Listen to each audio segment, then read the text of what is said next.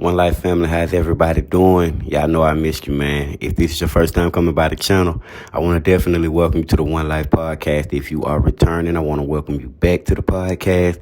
And if you are a member, man, shouts out to the One Life family members, man. I know we got a lot of new members the other day, man. Shouts out to all of the members that have become part of the family. Today, I want to talk to you all about Nyair Allen, okay? Nyair Allen was 18 years old out of Indiana, okay? So now the thing that's going on with Nyair Allen is she unfortunately lost her life. Now there's some conflict as to how this may have occurred. But what we do know is this, and this is a very, very deep story, you guys. So keep up with me, okay, One Life? Now, allegedly, 18-year-old Nyair Allen went to her baby daddy's house, 34-year-old Jackson. I know his name is Jackson. I don't know his full name, but he go by Jackson. She goes to his home and she pows herself in the head. He gets on Facebook showing off the aftermath of what just happened, which was supposed to have been a self-unaliving attempt, rather, and talking about it, okay? And he was stating that she had actually just unalived herself. So let me give you the backstory of this, okay? Nyair Allen is 18 years old, okay? And she had a baby by this man, Jackson, okay? Jackson is 34 years old. So they're basically looking at this situation as a grooming type of situation, saying that he would have had to impregnate Nyair Allen around 17 because they already had a child, and she was pregnant with his second child, okay?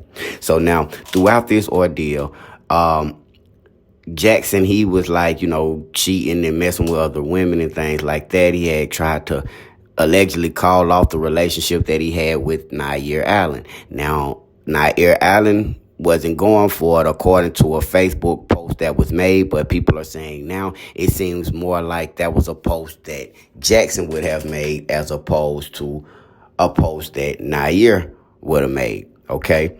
So on this particular day, which was like a day ago, Nyair goes to her baby dad's house, Jackson, and allegedly tries to break into the house, okay? And so when she goes over there, they get into this altercation. She leaves and comes back with a firearm, okay? She comes back with a firearm, and she's supposed to be upset that he is in there with another woman, and she starts saying things like, hey, you're not gonna be laid up taking care of this girl and this things of that nature, okay? And then she unalives herself by one to the head.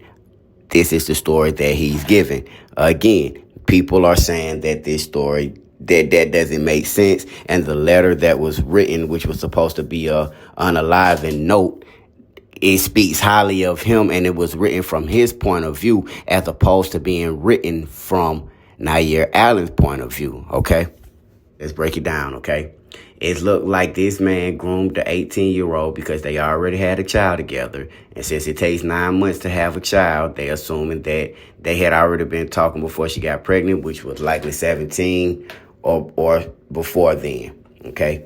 At this point, both parties seemingly had strained relationships with their families due to their situation and chose each other over heeding their families' wisdom and concern. The couple appeared happy until DCS took their son away for reasons that are undisclosed. The victim, Nyair Allen, was just jailed in the past December of 2024 for DV. Okay, so she had been arrested last year for DV, which is one of the things that came into play in this ordeal, allegedly. The groom intention may have been due to Jackson's infidelity, which he justified under the guise of wanting a polygamous relationship. After Nyair allegedly unalived herself, a post was made to her Facebook account that included some very suspicious wording. Her alleged note was so defensive of Jackson that it almost seemed as if he wrote it. Furthermore, the note was strangely written from his point of view rather than hers. That's what we were just talking about, which is the note. The note is playing a very important part in this situation, okay? It's painfully obvious that Nyair did not write the note, and people are beginning to believe that Jackson himself may have written it to absolve himself in wrongdoing in the eyes of the public and authorities. But in reality, the note has only drawn more suspicion. Okay. Just 2 days ago, Jackson made a Facebook post expressing how hurt and distraught he was, even though he apologized for posting the previous photos.